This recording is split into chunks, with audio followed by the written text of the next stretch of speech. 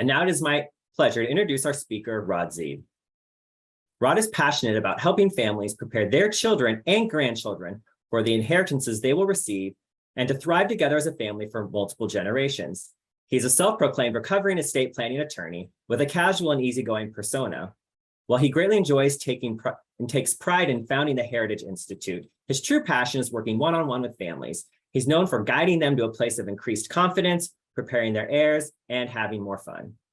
In the early 1990s, Rod began studying why only a few families continue to thrive and grow from generation to generation, while most families imploded by the end of the third generation. The phenomenon later became known as the 90% rule, as numerous studies, books, and articles concluded that approximately 90% of families failed to keep their family and family wealth together for 3 or more generations. Rod studied what the 10% of families who thrive for multiple generations did. As a result of this study, Rod co-developed the Heritage process and later founded the Heritage Institute to train other estate planning attorneys, financial advisors, philanthropic advisors, and other professionals to help their clients beat the 90% rule. This and ongoing seminars support SJSU's mission as a center of knowledge, including estate planning and financial literacy. Without further ado, I now turn it over to you, Rod. All righty. Oh, there I am. Okay. So like you said, this is the using philanthropy as a training tool. This is the 3rd session. I'm Rod Zeeb. I think we have the thing up here. You probably know that if you saw the first 2 sessions. And so here are the 3 sessions that we talked about. If you weren't there, the first one was on the 3 elements of effective multi-generational planning. That was in April. And then in June, we had the power of your story and life lessons. I'll actually refer to that several times today. And then today, we're going to talk about using philanthropy as a training tool for your children and grandchildren. So that's where we're headed, today. So let's start with, what's unique about philanthropy, because philanthropy may be one of the best tools that we have for training and mentoring and things like that of the next generation. So what's unique about it? Well, number one, it involves money they can't spend on themselves. So it's money that they don't have those internal conflicts. There's not a zero-sum game that if I spend this on whatever, I don't have it to spend on what I want to spend it on. And by taking that element of cost to them out, it makes them freer to be able to make good decisions and things like that. And it doesn't have any self-interest involved with, what the impact is if I make different investments or if I give money away. Second, it requires them to look outside themselves to the causes and people that they care about. And that's a bigger problem, I think, now than it was earlier. I mean, we'll talk about this. When we were growing up, there was only so many messages we were getting. Now, if you're online and stuff, they are continually bombarded with things about them. And it's really easy to get the me-centeredness that the whole world revolves around me. Philanthropy gets them outside of that and gets them looking to what's outside of them. So that's a great thing. Third, it gives them the satisfaction of helping others. When we're done with this, you'll get a paper called Multi-Generational Transformational Philanthropy that I wrote. And it's really about transformational philanthropy, which the definition is, it's a gift that means as much or more to the person who gave it as it does to the organization or cause that's receiving it, which is not normally how we think about philanthropy. But this is where we get into the satisfaction of giving and not necessarily the economics of it. And let me give you a real quick example of this. I was working with one guy in Indiana, and this guy is a big donor. I mean, I'm sure his name's on buildings somewhere. And I asked him, I said, what's the most impactful gift for you that you've ever done? And you may remember back in 2008, after the big crash and stuff, Christmas of 2008 wasn't a good thing for a lot of people. And he lived in a part of Indiana where the town, really almost all the employment were a couple of GM plants that were closed. And so not a happy time for them. And he and a friend of his decided that they wanted to do something that would really help the community, just kind of uplift the community. And they didn't know what to do. So the first thing they did is they said, we know there's a lot of people out there who are buying gifts for their kids and grandkids who are like spending the rent money to do it. And, we want to try and help that. So what he did is he went and got, he took like $3,000 in cash, went to the local, I think he started at Walmart. And he said, what I was doing is looking around, because you could tell the people who were shopping and that knew that they were spending money they probably shouldn't be spending, but it was Christmas and they wanted their kids to have Christmas. So then he found this one lady, he watched her, and he said, I tried not to look like I was stalking her, but I followed her around and stuff. And when she got the toys and things, she went to the layaway desk. And so he said, I followed her, I'm behind her. And the layaway person saying, okay, so here's how it works. You give us $15 and then we'll put it away. And if you come back and get it, then you get credit for the $15. But if you don't, we keep the $15 for a restocking fee.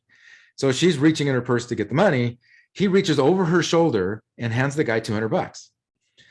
And she turns around and sees and she turns to him and goes, well, you can't do that. And he goes, yeah, I can. It's, it's my way of helping you, and Merry Christmas and hope you have a good Christmas. And turned around and left. And he said it was kind of killing him because he couldn't see, what her reaction was. And they found other ways to do it so that they could. But then later, he and his friend decided they went back to Toys R Us and Walmart and Kmart and all those stores and said, okay, we want to know what's the number for all the layaways for kids' toys and clothes that are $750 or less. And they paid them all off. And it was a huge thing. It made, made the news and all this kind of stuff. And what was interesting is years later, or the next year and following that, people do that all the time now. I mean, it's kind of gotten to be a thing. And he said, total, it probably cost us like 20 grand. And he said, now 20 grand is a lot of money, but in the world of how much money I've given, it's not nearly the biggest gift I've ever given, but it had the biggest impact on me. And that's what we're looking for when we start working with the children and grandchildren, is to give them opportunities to give things that is not about the money. It's what it means to them to actually make the gift. The third thing is it can provide them with an opportunity to learn to work with professionals. And the question I ask my clients all the time is, so are you confident that your children and grandchildren are prepared to protect, manage, and grow their inheritances? And the answer is inevitably no. And one of the reasons that they feel that way is because they're not sure that the kids are prepared to work with professionals. What are they going to do with the professionals and things? And in fact, we're finding more and more that we're hearing this from the kids when they're saying, what are your concerns about when mom and dad die? What do we do? And I was working with one family and mom had already died. And so there's this dad and the two sons, and they were in their, I think one was 32 and one was like 35. And dad was in his upper 70s. It was long before he was older when he had kids. And the boys were looking at him one day and they go, look, you've got a great team of professionals and they're all your age. And so, when you go, they're going to be gone, or some of them anyway. How do we pick professionals? How do we know if we're getting good ones? How do we work with them? How do we work with professionals? And so we spent a lot of time mentoring them on how to work with professionals. So if they get to work with you a little bit with your philanthropy, they'll see some of the work with professionals. And, it may start with Randy, okay, so here's what he's doing with SJSU, and they'll understand all of this stuff. And they could get to talking with attorneys and accountants and all that kind of stuff, but it gives them an opportunity to start working with professionals and understanding that the role that the professionals play in what they do. So now I think we have a poll. Oh, cool. Okay. Obviously I'm not the tech guy, so I don't understand all this stuff. So the first poll is, the question is just, have your kids worked with any of your professionals? It's pretty easy. Yes, either a lot, a little, or not at all. So if you just check on that, we'll give you a few minutes and then we'll share the results of that.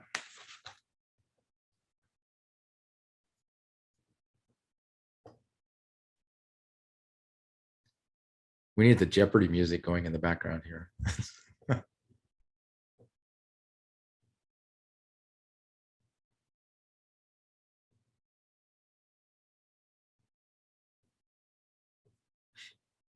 That's pretty average. Okay, so you've got about, you got 10, 15% that work a lot. And then the rest, the other two, a little or not at all, is pretty much everybody else. And a lot of times the people who work a lot with the professionals are people who have some sort of a business that the kids are involved in. So that's how they work with professional. But that is the norm, that it's a really small percentage of the children and grandchildren who have worked with your professionals in a significant way. So now let's look at what are the benefits of involving your children and grandchildren in philanthropy. And there are several of them. Okay, let's start with, it helps pass your story and life lessons in real time. Now, last session, if you weren't there, last session we talked about the fact that the studies show that the kids and grandkids who know where they came from, they know their family story and life lesson, are measurably more resilient than those who don't. So this isn't just, as one of my clients said, I don't need that Oprah frou-frou stuff. It's not the soft side of things. This is real. This gives them an opportunity to not just just hear the story or hear, where they came from, but to live it and to see you in real life doing this. And to participate in it as they get older. And we'll talk about that as we get a little further along. And as we talk about, you'll hear me talk about involving them. And I want to go back to a quote that I think it was Ben Franklin. And I think he was quoting somebody from like China from a couple of years, 1,000 years ago. But the quote is, tell me and I'll forget, teach me and I may remember, involve me and I'll learn. So the more that we can involve them, the more that they actually learn and the more that they retain. So this is just helping them and get involved in this. One more way to pass your story, only in a different model. You're not going to talk about it as much as they're going to experience it. Then the next thing is, it really helps them understand who you are and what's important to you. It's one thing to talk about this stuff. It's another thing to take action. And and they'll learn without you having to say anything, just by watching and being involved in it. They'll experience who you are and what's important to you. They'll start seeing how you make decisions, and how you work with other people, and how you interact with other people. That all comes from just being there and observing, or being part of it as we get a little older. The next thing it does is it gives them the opportunity and incentive to look outside themselves. And I mentioned this earlier. In today's world, we get so many marketing messages. I think I saw one study that said that on average, we get something like 7,000 marketing messages a day, and we can handle about 500 of them. And not only the marketing messages, what it is it in social media and all that other stuff, it hammers on them. Everything, the focus is on them. And so it's really easy to get this me and mentality, and that I'm kind of the center of the universe, just from what's happening around them, and then without them having to do anything. Philanthropy gets them outside of that. I mean, by definition, philanthropy is outside of them, and they have to look outside who they are. The other thing it does is it provides them with the joy of supporting things that they deem important. And this is when they get a little bit older. And well, I shouldn't even say that, because some of these we've done with kids that are 6, 7 years old. But as they start getting involved with things that they deem important, not things that they're told are important, but things that they deem important, and the joy of supporting those things. And go back to the story I told earlier about paying off the things at Walmart. In terms of percentages, that wasn't a big gift for him. In terms of the joy of what it did for him, off the chart, biggest that he had. And we'll see here some examples that we'll give you. It doesn't take much for them to have some real positive experiences and joy for helping other people. And then it helps them mature. I saw this with my son. Okay, so when my son was 15, and he's a pretty mature 15-year-old, was doing all sorts of things. When he was 15, the youth group at the church built a house basically for a family down outside of Tijuana. And so they did it in 4 weeks. And so one group went down for a week, and they prepared, where the foundation is going. The next group went down. They built the walls and stuff on the ground. And then the next week, which is the week he went, they put the walls up. So now they actually had a house. And then the last week they did the finish work. And when he went, he was, like I said, he was a pretty mature kid for that age. When he came back, he was completely different, because he realized what he didn't know, and what benefits he had that other people did have no idea. So this family they were building it for, actually, there's a whole community that lived in an abandoned garbage dump. And this house was like 12 by 24 or something like that. And he came back and he said, I have friends who have bedrooms bigger than that, and we all take it for granted. And every day they would come over here and the mom would start crying because we're building this beautiful house for them, for mom and dad and 4 kids.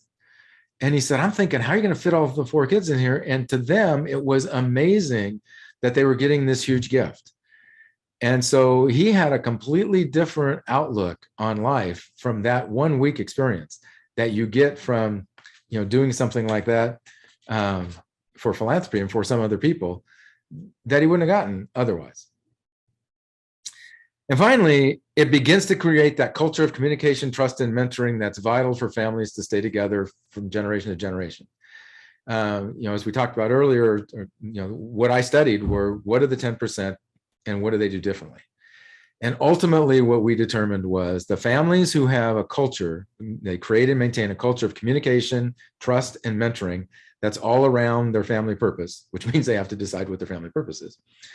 Then the 90% rule didn't apply. And we didn't know where the tipping point is, but it didn't apply. And there's more research that's just starting now to see what some of these other factors are. This starts building that culture. As you're talking to them about this, it's communication, and they're trusting, it's mentoring as they see you make decisions, as they see what you're doing, and as you're asking questions. We'll talk about this. I'll mention it probably 2 or 3 times, but when we're talking about mentoring is not telling. Mentoring, generally speaking, is asking questions and then asking more questions, because they'll have a lot of the answers. And at the very last thing, it's telling them what they don't know. And so as we do that and we ask them these questions and help them kind of bring out from themselves what's important and what they know, that's the experiential learning. They'll remember it and they'll learn it. So as you're trying to get the next generation involved, what are the questions that they're asking? There's 2 key questions that they're asking themselves, either consciously or subconsciously, before they're going to make a decision. The first question is it worth it? That's pretty easy. Okay, so is it worth it? And the question really is it worth it to them? Okay, so is it worth it? Go ahead and go to the next slide. So to make it worth it for them, the more fun, the better it is. Okay, the more fun it is, or the more important it is to them. If they've come up with this and they said, this is what's important to me, those 2 things make it worth it. So the first question is it worth it? The second question is, can I do it? Well, they know they can do it because you're putting up the money generally.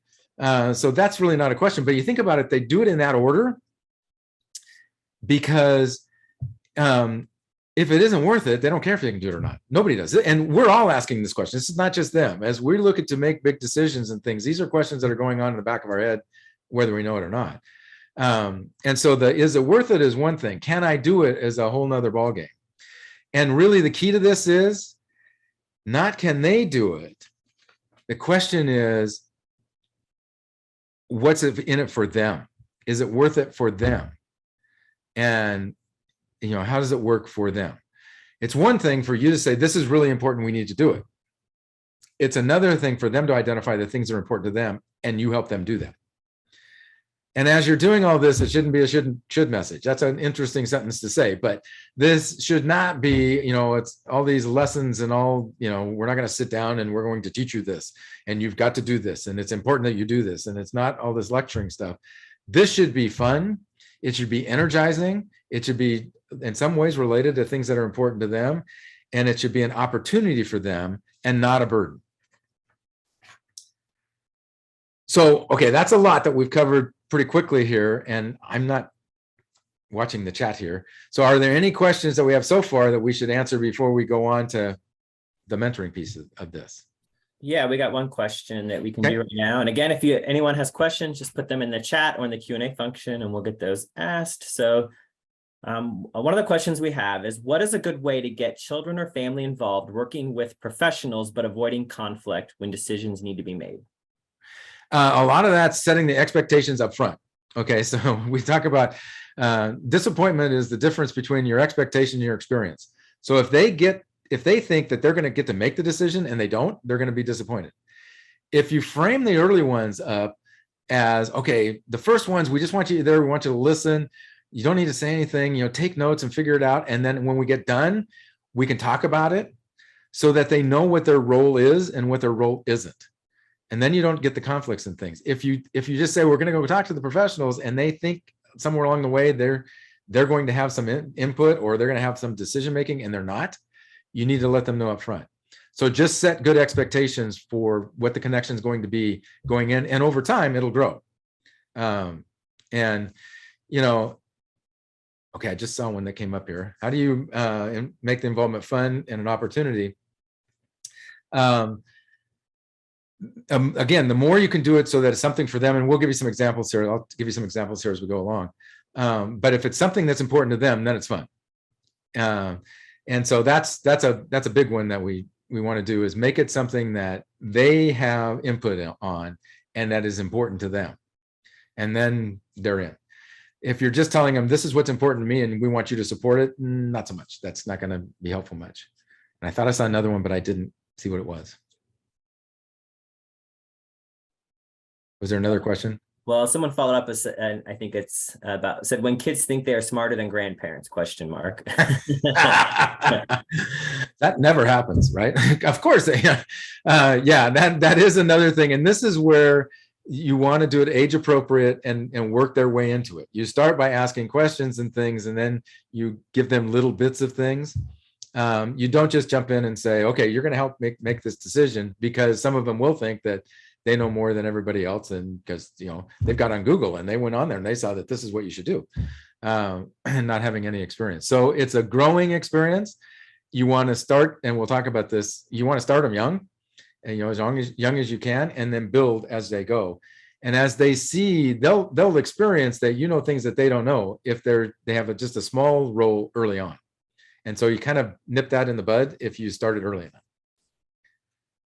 So that's a great one, because that leads into the whole concept of monarch to mentor, which is the next thing. And then this is the whole mentoring process that we're talking about. It's a culture of communication, trust, and mentoring that's wrapped around. And so part of mentoring is creating that culture. And part of mentoring is being the one that can answer the questions for them, can ask them questions, and so that they're answering questions and helping them learn. And again, the more you can make it an experience and involve them, the more they're going to learn. So as you do that, remember, goes back to what we said earlier, the children who know their family story are measurably more resilient than those who don't. So as they get involved with the philanthropy with you and you're doing things, they will learn from that. And the more that you can explain what you're doing, how you're doing, and why you're doing it, the more that is telling them their family story and life lesson, and actually living it. So this is you being the mentor, explaining what you're doing, not just doing it and then telling them what happened. And I had one, I was going to tell the story later, but I'll tell it now. I had one family that we worked with, and there were 3 grandkids who were all in their teens. And dad was very philanthropic in the community, and he was on boards and everybody knew him and stuff. And so we were sitting down at dinner and we got talking about philanthropy. And one of the kids, and I think it was the middle one, she said, okay, Grandpa, we know who you give to. I mean, it's in the paper. So we know who you give to. We kind of know why. And so I'd like to know a little bit more of the why, but I do know a little bit. But what we don't know is who you don't give to and how you make that decision. Because at the end of the year, we had a thing at Christmas, and you told us all the different things that we gave money to. Well, that's cool, but what we didn't know is, what didn't you give money to, and why didn't you? And so that's all part of this is, and we'll talk about how you can do that. That's all part of this is their learning curve of learning how to make decisions, and learning how you make decisions. So the place to start is your journey. And this doesn't have to be, we're not going to sit them down and say, oh, okay, we're going to tell you this, it's a teach me moment kind of thing. And, we're going to sit here for half an hour and I'm going to teach you all this stuff. just as you're having conversations, as you're doing stuff, just in casual conversations, the more you can drop in stories of things that you've done, why you've done them, how this impact you. People remember stories. Kids remember stories, and they'll remember the stories that you tell them. So just as you're telling in stories, if you can do it just in day-to-day conversations as you're having conversations with them, the better. They'll learn from that, and that will really kind of, now remember that culture of communication, trust, and mentoring. That gives trust. That's mentoring. That's all of it. Is all fit in. Just keep this top of mind for you, and when you get the opportunity, talk about it. When you're doing that, we always have to be age appropriate. This is the big thing, you know, and it's interesting what age appropriate means. We a lot of times don't give the kids nearly as much credit as we should. So, for example, I worked with one family. They had a 15-year-old child. He was stepson. It was a blended family. And so the family, the father's family, had a foundation, and they were doing things together, and he was going to be involved in that. He thought he was going to be involved with that. And he made some suggestions, and one of the cousins go, look, you know, you're not even all part of the family yet. We don't need to hear from you, which was not a very positive thing to do. But at dinner that night, we were talking, and I said, you know, so what's important to you? And what do you think, you know, what you would like to do and all that stuff? Is there anything that's really bugging you? And he said, you know, there's some kids at our school who can't hear very well, and it's impacting them. Because you can see them, I mean, they're sitting and they're doing this, but they still can't hear everything, and they're not getting good grades. And I said, so what do you think we can do about that? And he goes, I have no idea. And I said, well, what would help them? And he said, well, if they could hear. Okay. And I knew one of his friends whose dad was an audiologist. And I said, well, what about Mike's dad? Have you talked to him? And he said, no, but we can do that. I'll go talk to him and see what we can do. So what he did is he went and talked to his friend's dad and told him what he wanted and stuff. And this guy's like, oh, okay, cool. This is, you know, first thing, they need to have an exam so we know whether they have hearing issues or there's something else going on. And if they need, you know, hearing aids, then we got to get them that. So then the dad, the audiologist, put him in touch with the supplier. And he told the supplier what he wanted to do. And they're like all over this. You know, if it's going to the kids and it's, you know, we have to set up a nonprofit, but if it's going through the kids, we'll give you the stuff at like between 25 and 50% of retail, and you can go from there. 15-year-old kid then, and his next door neighbor, set up their own nonprofit called Good to Hear. They then went to the school board and said, here's what we want to do. You know, these kids can't hear. We've talked to the doctors. They'll give them the exams for free if they need. And by the way, they're not called hearing aids. I found out they were called hearing instruments. You learn something every day, you know, to the kids, and they'll be able to do this.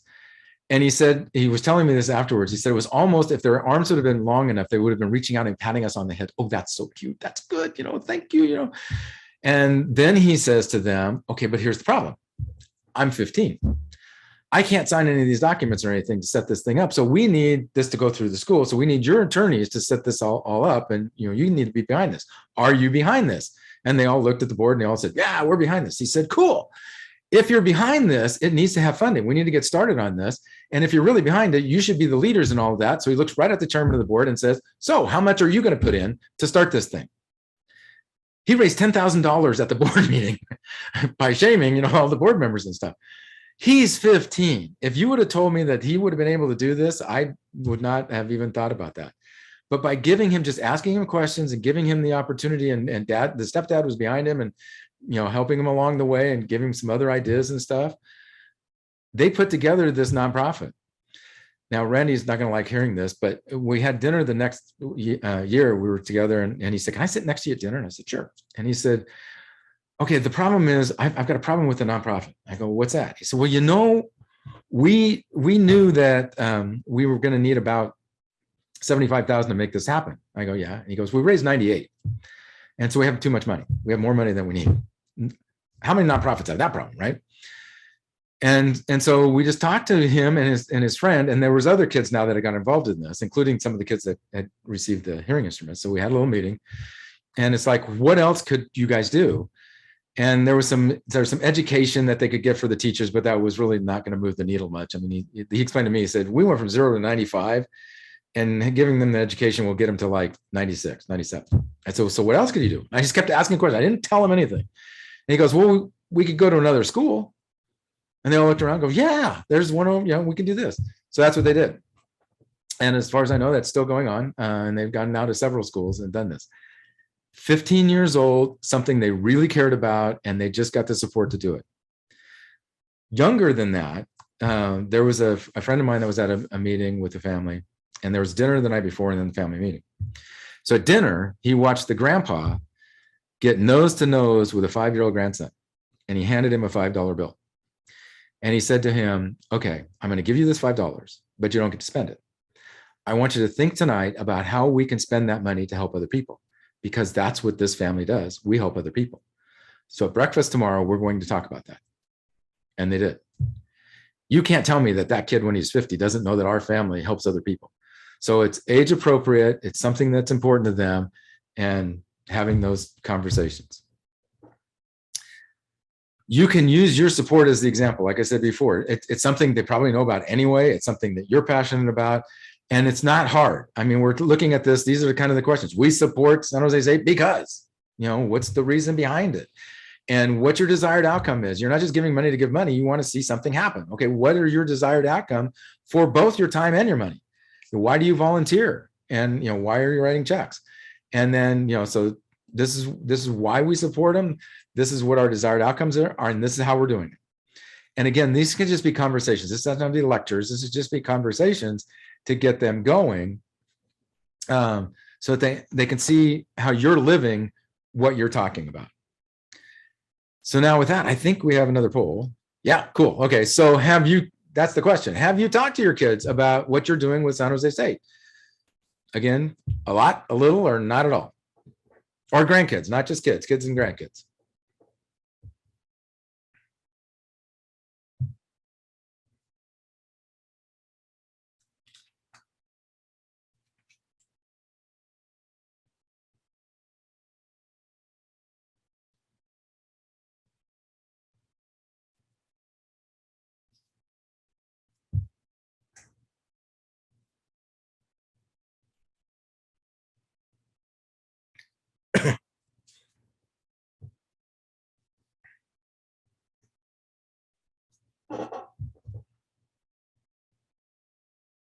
Okay.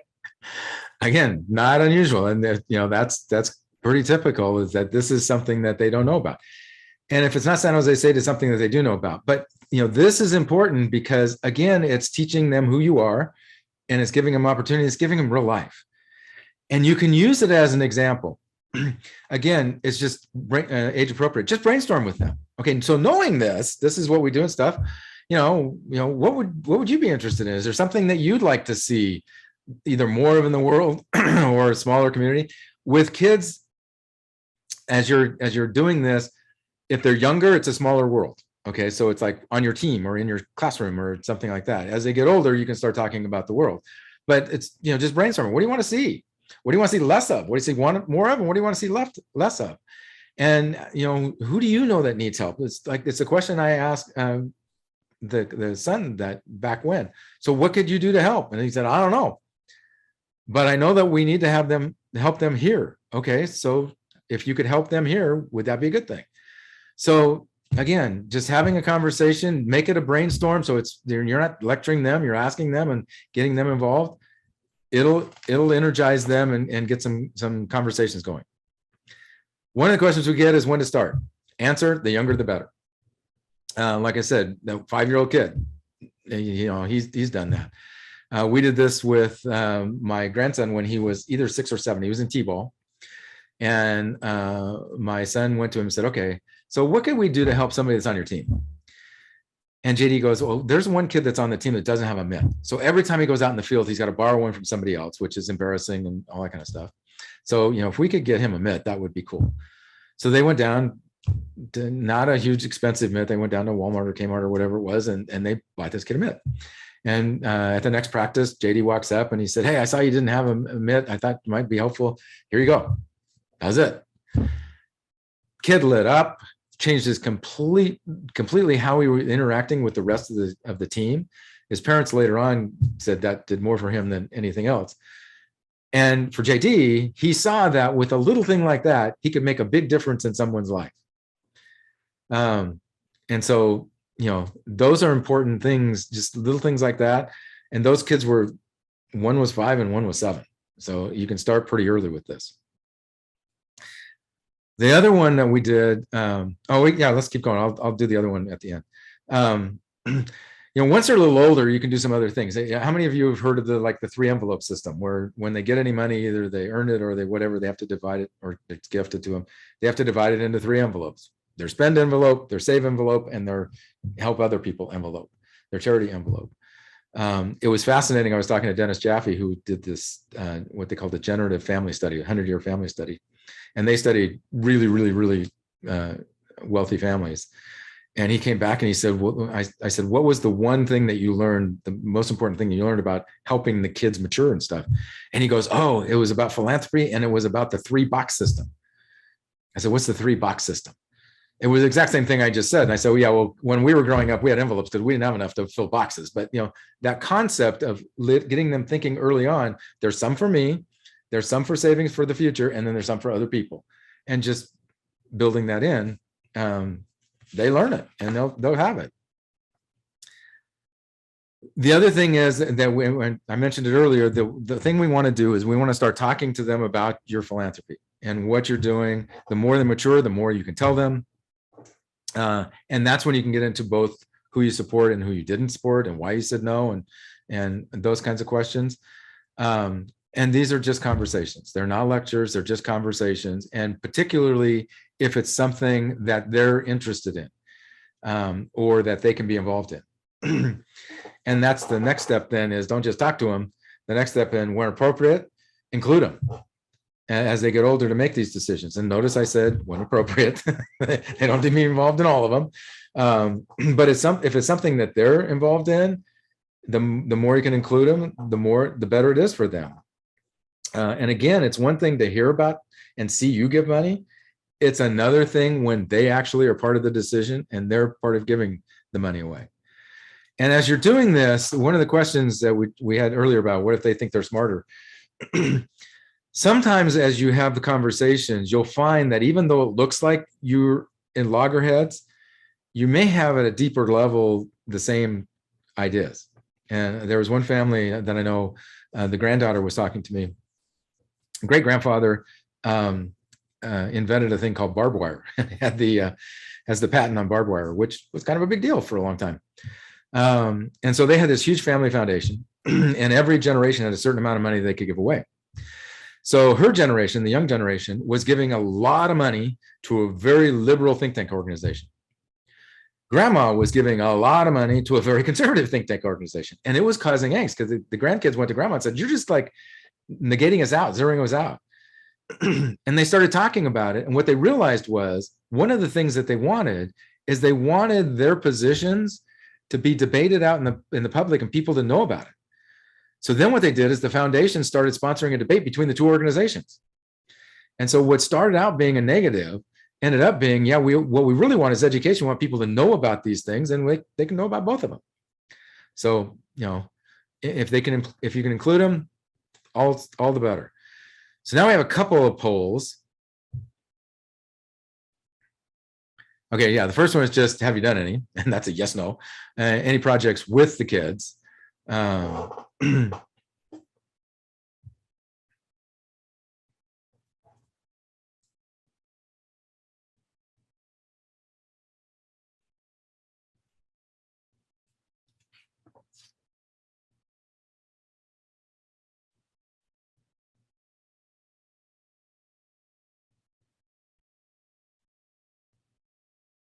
Cool. 1/3, 2/3. That's cool. The more you can do that, and again, the younger, but the more you can do that, the better. Okay, then the second question is, have you talked to your children about philanthropic decisions, both why you give and why you don't give, with both kids and grandkids? I put in here, I think, children, but it should be children and grandchildren.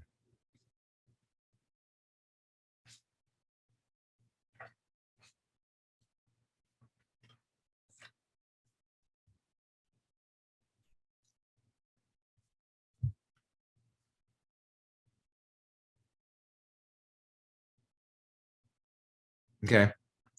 Actually, that's a higher percentage than I normally see. So that's cool. That's great.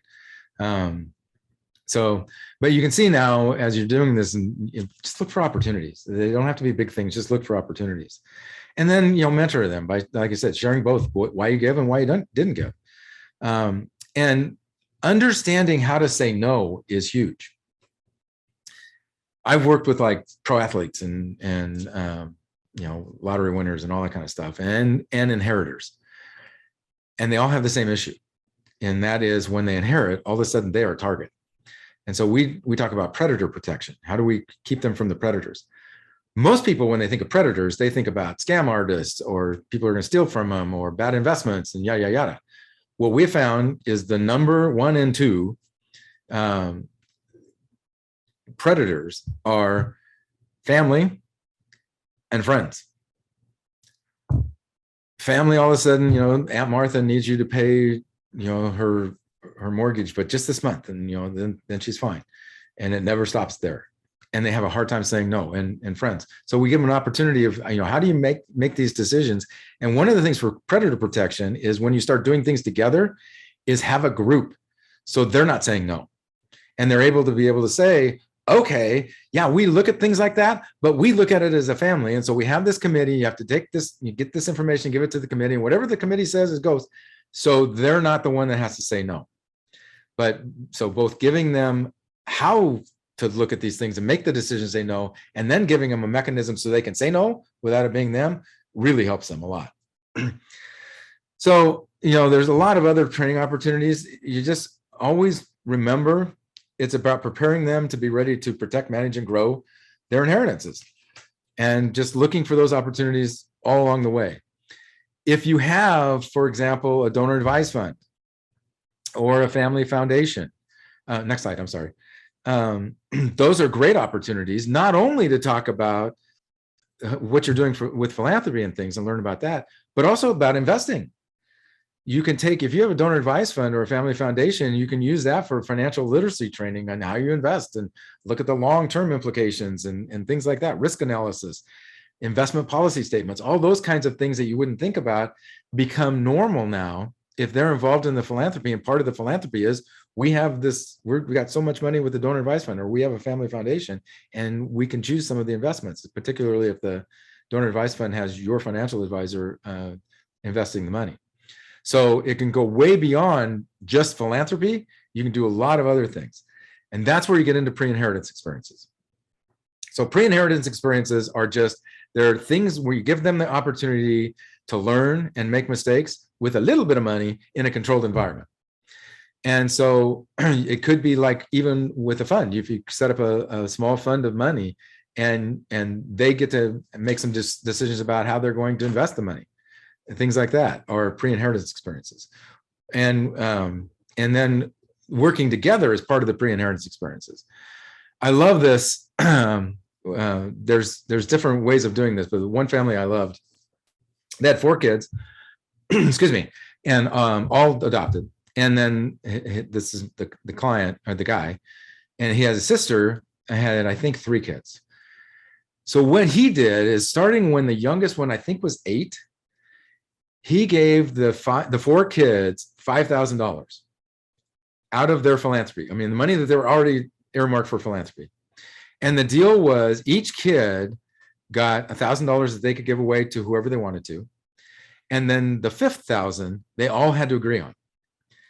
And so they worked together. They learned how to communicate together. And he said it was hilarious because after about 2 years, they started negotiating. I know, I got something that's going to take more than $1,000. If you'll give me 500 of yours this year, I'll give you 500 of mine next year.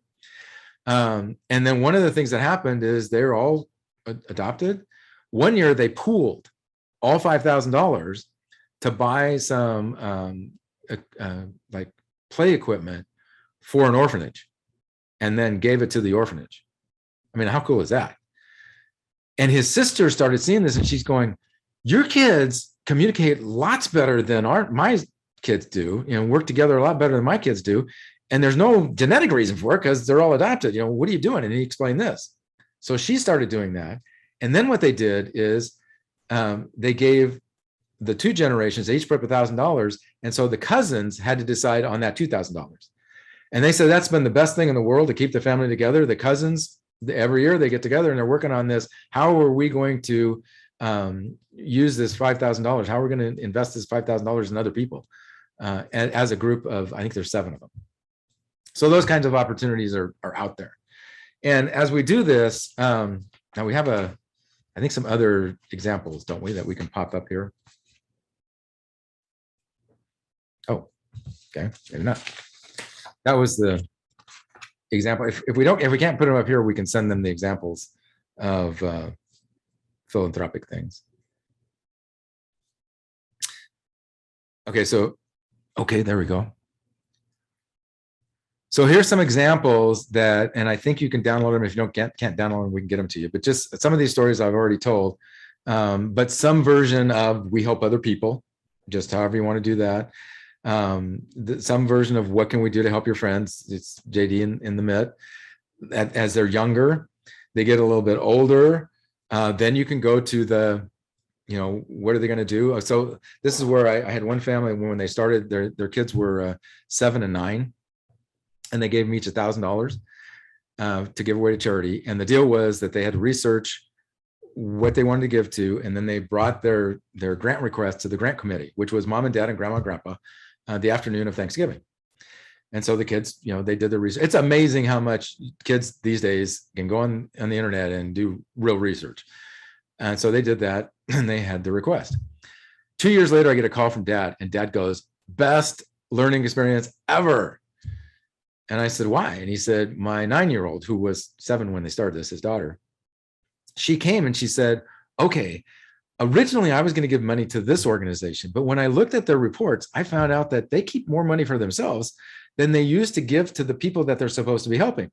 And everybody else that we gave money to spent more on themselves than they did, or spent less on themselves than they did, and they had more to the people that they gave to. So I didn't think that was good."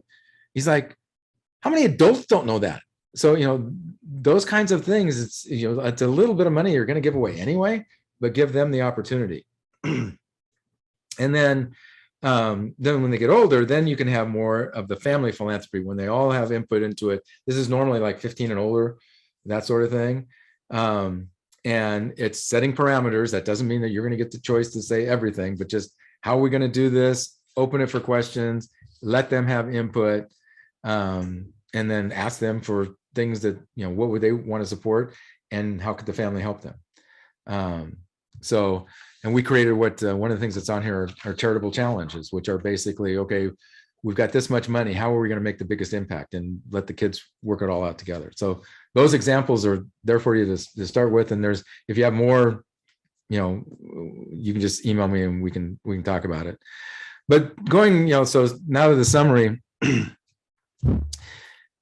philanthropy is a huge thing to build that culture, for them to understand who you are, for them to start learning how to make decisions. The younger you start, the better. 5-year-olds being told, we help other people.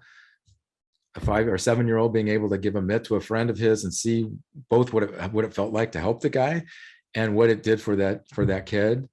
The 7 and 9-year-olds, you can start young. And you can start with a little bit of money. It doesn't have to be a huge amount of money. They don't have to be making the big decisions over, everything that you're giving. It's just helping them to learn the value of philanthropy, the joy that they get from helping people that they want to help and causes that they want to help, which will then build to, more things. There's a guy named Bob Hopkins that I've worked with, and he does a whole series on being a philanthropist with no money. And he started this, actually. He had a magazine called Philanthropy World down in Texas, Dallas area. And he developed a program where he went to inner city kids and taught them how to be philanthropists with no money, because they have time. They could volunteer. And now he's developed a college curriculum on this of how you can be a philanthropist by, volunteering and helping as opposed to writing checks. In fact, last time I heard, I think right now he's in India working with a college in India to do that. So they can learn to be philanthropists without you giving them a ton of money to do that. So now, how are we doing on time? Oh, we got a few minutes. So now, questions. Do we have any questions? Oh man, I can We see have a that. couple. Okay. Again, people feel free to add any of your questions into the chat. One of them from Ava says, thank you for your presentation and that she loves the 3-envelope system, but wants to know if a family is economically disadvantaged, is there a way just to give or volunteer time? Yeah, and that's what I'm talking about that Bob put together. It's, he's got a whole, and I can get you his book, I think, but he's got a whole curriculum on how do you become a philanthropist without giving money, because you do have time. You have time and your personal resources, and that's really a good place to start when you can, especially if you're doing something that is important to them. But yeah. All right. Another question says, should the professional advisors like the CPAs, attorneys, et cetera, be a part of the family meetings, or should we keep those discussions separate? I wouldn't have the professional advisors there early on, but they can be there later on. Early on, you want it to be safe for the kids and build that rapport so that they're comfortable talking. If you bring in, like when I was a lawyer, I'd walk in with a suit. Okay, you walk in with a suit and the kids are going to go, not get very involved. But as they progress, then yes, you want to have those professionals to come in and be able to talk about how they can help and what questions they're going to ask in order to help you get to where you want to get to. So it's a building process, but I wouldn't bring them into the first couple of meetings. All right. Another one said, how do you manage meetings with family members and the advisors, especially when there's sometimes conflicts between the advisors themselves? For example, CPAs might tend to be less enthusiastic about philanthropy, whereas a good attorneys might be on board. Seems like it has a potential to get confusing. It does. And that's why you're probably going to have one or the other in the meeting. You might have them in separate meetings. And the same thing sometimes with the financial advisor, if they're getting paid by AUM, they don't want to give money away because that lowers the amount of money that they've got in their to invest. So you have to start with the advisors that are supportive of what you're doing. And a lot of times that can be a trust officer or the attorney. There's some really, really good financial advisors there's financial advisors that promote people giving money away. So it's not necessarily all financial advisors, and those kind of people are really helpful. But you're right, CPAs are the ones that are probably the least likely, unless there's a tax reason to do it. And again, if that happens later on and there've been 3 or 4 meetings, and then they see somebody come in with a negative attitude, they can handle that. If it's the first meeting or the second meeting, then it makes it uncomfortable. So you just want to build up to having the whole group together if you're going to do that. But really, probably what you're going to do is find those advisors that are supportive of this and bring them in and help the kids build relationships with them, because that's who's going to help them with philanthropy. Well, I think that is all the questions that we have for now. Okay. All right. So you see on there, you can reach me at rod@genesegroup.com. Just send me an email if you have any questions, or if you want to kind of brainstorm something that's happened here, send me an email and we'll try and figure out a time to do that. And then is there anything else that, Randy, you guys need from me, that we should talk about? Yeah, we'll follow up, and anything else that we can share out with our guests and anyone else that's going to watch it, we'll get that information from you. And just thank you so much again, Rod, for taking time to join us today. Oh, you're welcome. We really appreciate that. Our featured speakers in the Plan Giving Seminar Series are experts in a variety of fields, including estate planning, trust law, wealth advising, real estate, tax, and charitable giving. They've graciously agreed to share their time and knowledge with the SJSU community, and we are very grateful. We will share the link to the recording and the handouts with you in the next few days. If you have additional questions or wish to get in touch with the presenter, please contact Randy Baylog, SJSU's Director of Planned Giving, or visit us on the web at legacy.sjsu.edu. Thanks again, everyone, and have a great day.